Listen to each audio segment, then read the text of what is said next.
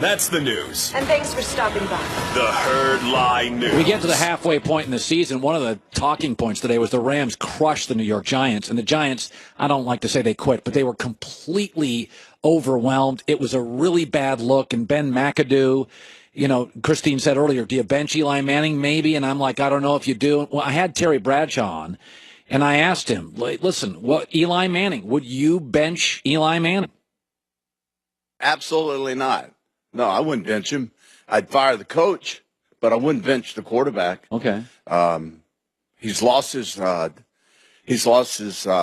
receivers around him. His offensive line isn't as good as it has been. Yeah. Eli's fine. What you'll find he'll probably do more than ever is he may force things a little more, try to force the action. Yes. But no, you don't get rid of Eli. So you said this yesterday on the Fox show about the Falcons. I want to play a piece of tape here. Here's Terry Bradshaw yesterday on the #1 Sunday show for over 2 decades. Here it is.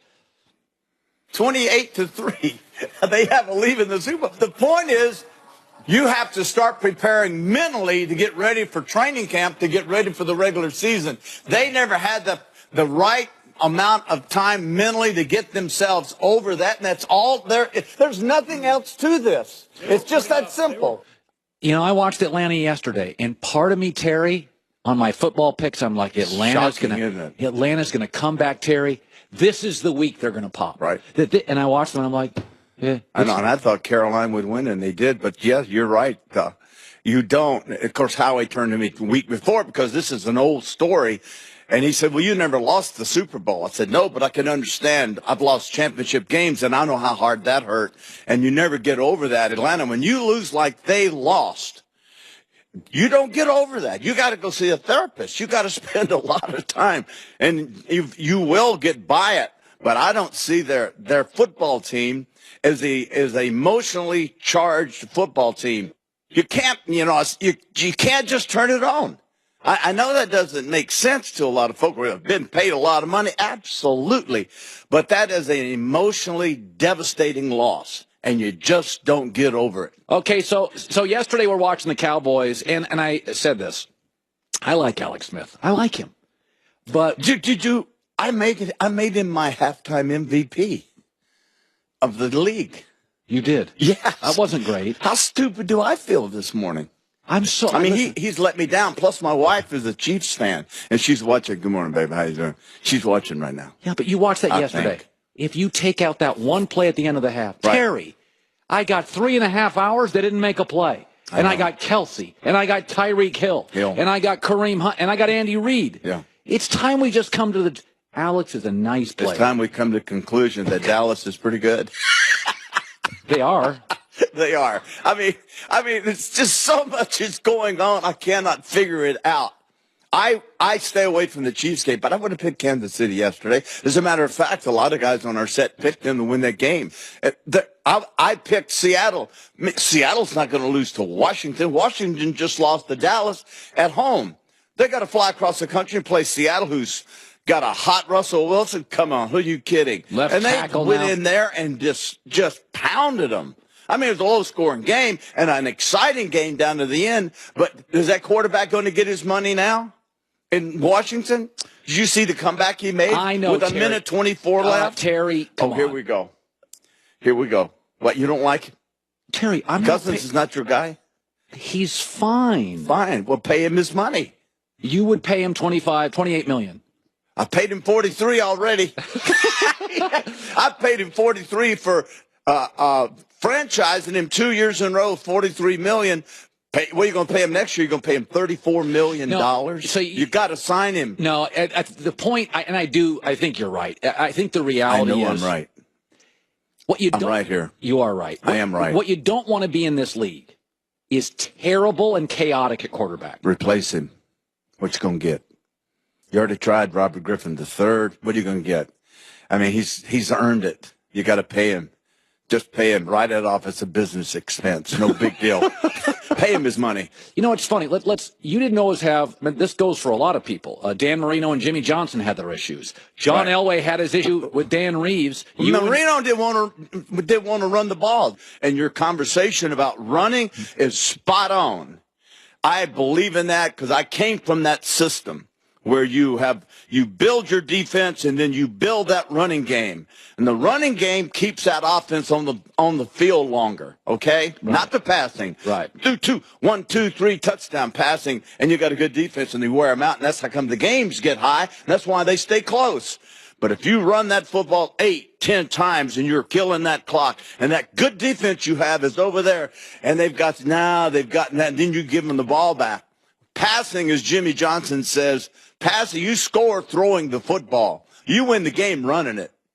You run the football, you'll win a football game. And I'm glad to see that I'm glad to see that we do have coaches that realize that. They all say it. We got to run. You know, I love the 3 phases. We got to run, play good defense, best teams. I love it when they all talk like that, don't you? But they don't want to do it. Stupid stuff. Yeah. Yes, exactly. So when we talk Belichick and Brady, now Tomlin and Big Ben have been together for years. Right. Do you think, like Christine alludes to, like is there a point when these are legends now? These aren't just players.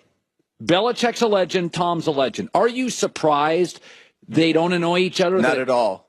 Not at all. Because Brady realizes how great Belichick is, and Tom realizes his greatness is tied to the hip of Belichick, okay? Okay. Name me a great team. He'll obviously have a great coach. He'll obviously be hooked to the hip with a great quarterback. Am I right or wrong? That's pretty much, with exception of Dilfer when they went in with the Ravens. But most of the time, these long-term teams that play for a long time and play together, there's a great quarterback, a great coach, and they're tied at the hip. And Belichick checks his ego, and I think Brady, as great as he is, Brady, both of them, I think they check their egos. And it's not like I want to be acknowledged as the greatest coach. We already do that. I want to be acknowledged as the greatest quarterback. We already do that. And I think they both realize we need one another, and they both love winning. And it's not about who gets the credit here. And that's what's so important. You'll see that so many times nowadays where you'll read where a guy says, they said down in Tampa Bay a couple of weeks ago, we're playing out of position. We're not being given the opportunity to do the job that we want to do. But I'm going to do what's necessary because I'm a team guy. No, you're not a team guy because you just told us you're not in the right position to do what you want to do, which is sack the quarterbacks or whatever, but you're a team guy. I don't think so. By the way, let's segue to that. Finally, Terry Bradshaw, Hall of Famer, joining us. Jameis Winston on the sideline yesterday. I don't know what he was thinking. I don't know what he was thinking. I don't know what you know what? He did some foolish, childish things at Florida State. I love this guy, and I truly do. I've been around him. He is a wonderful guy to be with. Yeah, he's a funny kid. He's a great kid. But he is a kid, and he just does not think before he acts sometimes. That's what he did yesterday while basically like, get out of my way. I'm trying to, and then all of a sudden, it's against the arch rival, a division rival, and the Saints. They're there. And then you saw what Evans did, and you got a war going on. I was shocked no one got through out of the football game, but he just don't do that. I just don't know why he does that stuff. Sometimes I want my quarterback. I care about his personality. Right. I don't want you to be doing this. Sometimes Jameis is all over the map. Exactly. It's a learned behavior. For a young person, yes. You fight it. It's like, man, and you've got to fight against this, and you definitely got to fight against that. And to some, it's a learned behavior. To others, it's not. Russell Wilson he's always said the right thing. Now we look at him and go, okay, hey, it's so boring, but boring's good. But exactly. But hey, your buddy Tom Brady. They always say the right thing. Derek Jeter is the best the right ever thing. 15 years. Eli, boring. The right thing. Peyton, the right thing. Just name them. Drew Brees. It's just all even kill. And Jameis. By the way, you're funny now. I will defend Jameis. He, for the most part, I think he's done a pretty good job. And yesterday, they're struggling in Tampa. And so and then he got pulled and he's got a bad shoulder and he can't play and he's playing hurt. There's some frustration there for sure. You saw what Evans did. Right. That's frustration. By the way, you're a funny guy on TV, but when you played, you were really serious. I wasn't funny. You weren't funny at all. No. You were serious. Dead serious. When you're making $300,000, babe, you lock in. You know what I'm saying? and I'm not talking a game. All right, coming up next, I was wrong, really wrong, so wrong. I can't believe how wrong I was. Coming up.